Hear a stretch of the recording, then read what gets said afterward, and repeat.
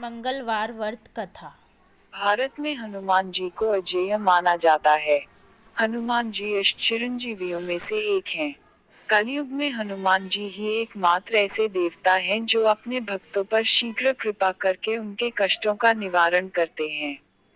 मंगलवार भगवान हनुमान का दिन है। इस दिन व्रत रखने का अपना ही एक अलग महत्व है।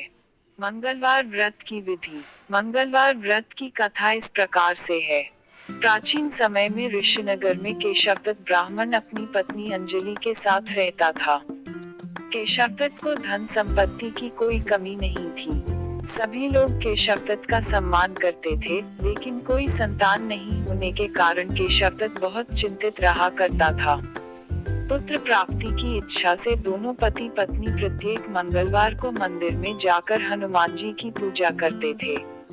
विधिवत मंगलवार का व्रत करते हुए उन लोगों को कई वर्ष बीत गए, पर उन्हें संतान की प्राप्ति नहीं हुई। केशवदत्त बहुत निराश हो गए, लेकिन उन्होंने व्रत करना नहीं छोड़ा। कुछ दिनों के पश्चात केशवदत्त पवनपुत्र हनुमान जी की सेवा करने के लिए अपना घर बार छोड़ जंगल चला गया और उसकी धर्मपत्नी अंजलि घर में ही रहकर मंगलवार का व्रत करने लगी। इस प्रकार से दोनों पति पत्नी पुत्र प्राप्ति की इच्छा से मंगलवार का विधिवत व्रत करने लगे। एक दिन अंजलि ने मंगलवार को व्रत रखा, लेकिन किसी कारणवश उस दिन वह हनुमान जी को भोग नहीं लगा सकी और सूर्यास्त के बाद भूखी ही सो गई। तब उसने अगले मंगलवार को हनुमान जी को भोग लगाए बिना भोजन नहीं करने का प्रण कर लिया। 6 दिन तक वह भूखी प्यासी रही। 7वें दिन मंगलवार को अंजलि ने हनुमान जी की विधिवत रूप से पूजा अर्चना की, लेकिन तभी भूख प्यास के कारण वह बेहोश हो गई। अंजलि की इस भक्ति को देखकर हनुमान जी प्रसन्न हो गए और उसे स्वप्न देते हुए कहा, उठो पुत्री, मैं तुम्हारी पूजा से प्रसन्न हूँ और तुम्हें सुंदर और सुयोग्य पुत्र होने का वर देता हूँ। यह कहकर पवनपुत्र अंतर्धान हो गए।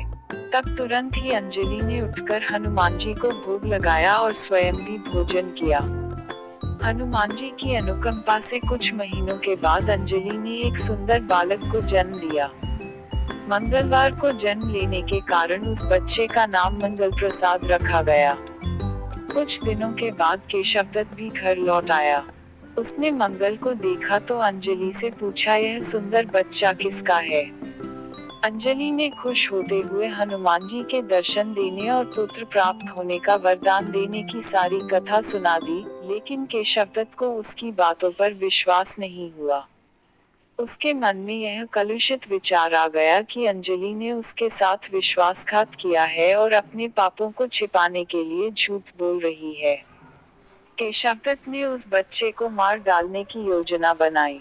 एक दिन केशवदत्त स्नान करने के लिए कुएं पर गया, मंगल भी उसके साथ था। केशवदत्त ने मौका देखकर मंगल को कुएं में फेंक दिया और घर आकर बहाना बना दिया कि मंगल तो कुएं पर मेरे पास पहुंचा ही नहीं। केशवदत्त के इतने कहने के ठीक बाद मंगल दौड़ता हुआ घर लौट आया। केशवदत्त मंगल को देखकर बुरी तरह हैरान हो उठा।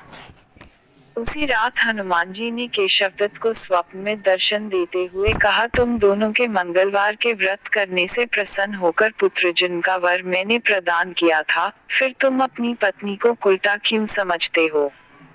उसी समय केशवदत्त ने अंजलि को जगाकर उससे क्षमा मांगते हुए स्वप्न में हनुमान जी के दर्शन देने की सारी कहानी सुनाई। केशवदत्त ने अपने बेटे को हृदय से लगाकर बहुत प्यार किया। उस दिन के बाद सभी आनंद पूर्वक रहने लगे।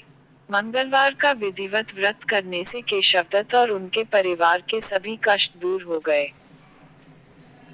इस तरह जो स्त्री पुरुष विधिवत रूप से मंगलवार के दिन व्रत रखते हैं और व्रत कथा सुनते हैं, अंजनी पुत्र हनुमान जी उनके सभी कष्टों को दूर करते हुए उनके घर में धन संपत्ति का भंडार भर देते हैं और शरीर के सभी रक्त विकार के रोग भी नष्ट हो जाते हैं। मंगलवार के व्रत की आरती।